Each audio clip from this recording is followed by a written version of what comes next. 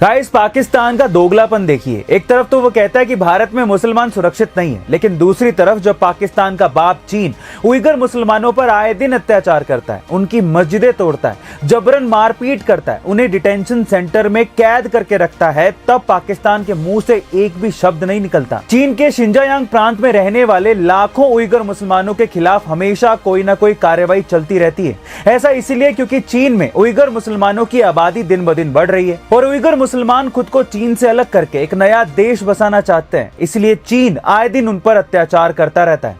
ऐसा नहीं है कि पाकिस्तान को इस बात का पता नहीं है, लेकिन फिर भी पाकिस्तान आज तक चीन में बसे मुसलमानों पर हो रहे अत्याचारों के खिलाफ एक भी शब्द नहीं बोलता, क्योंकि उन्हें पता है कि अगर कुछ बोला तो चीन बापू भीख देना बंद कर देगा। अपनी कौम को भेड़ियों के हवाले करके भारत में नाक घुसाने वाले पाकिस्तान को यह पता नहीं है कि मुस्लिम पाकिस्तान से ज्यादा भारत में सुरक्षित है। इसीलिए पहले पाकिस्तान को अपने दोस्तों को देखना चाहिए और अपने गिरेबान में जरूर झांकना चाहिए। भारत का एक ऐसा रहस्यमयी गांव जहां पक्षी अपनी जान दे देते हैं, यानी कि सुसाइड कर लेते हैं।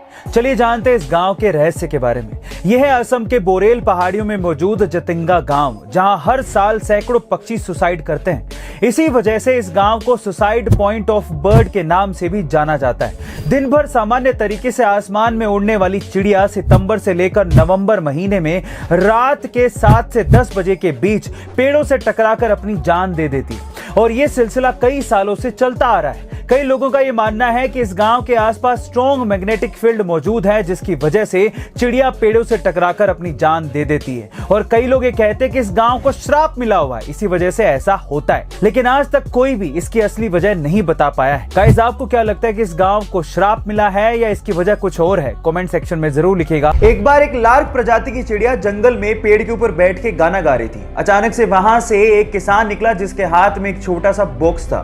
तो चिड़िया ने उसे रोक के पूछा कि तुम्हारे हाथ में क्या है और तुम कहां जा रहे हो?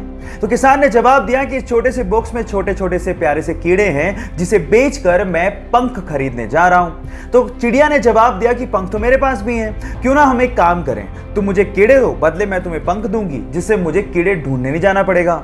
तो उसने शॉर्टकट दिमाग में लगा लिया। किसान ने कहा ठीक है, मुझे कोई प्रॉब्लम नहीं है। तो किसान ने उसे कीड़ा दिया, बदले में उसने एक पंख दिया और यह सिलसिला कंटिन्यूसली चलता रहा। और एक दिन ऐसा आया कि उस चिड़िया के पास एक भी पंख नहीं बचा। फाइनली किसान ने उसे कीड़े देने से मना कर दिया और वो खुद भी शरीर पे एक पंख भी ना होने की वजह से कीड़े ढूंढने लायक भी नहीं बची और फाइनली मर गई।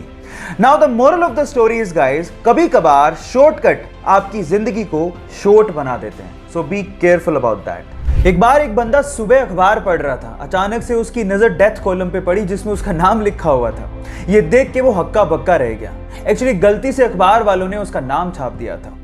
वो सोचने लगा कि मैं जिंदा भी हूं कि नहीं। थोड़ी देर में होश में आने के बाद उसने सोचा कि मैं देख तो लूं कि लोग मेरे बारे में लिख क्या रहे हैं। तो जब उसने देखा तो वो हैरान रह गया।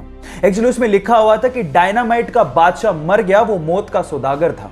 ये शब्द देख के वो सेल्फ रियलाइजेशन में चला गया और सोचने लगा कि मरने के बाद क्या इस तरह से लोग मुझे याद रखेंगे। उसके बाद उसका हृदय परिवर्तन हो गया और उसके बाद उसने शांति के लिए काम करना शुरू कर दिया।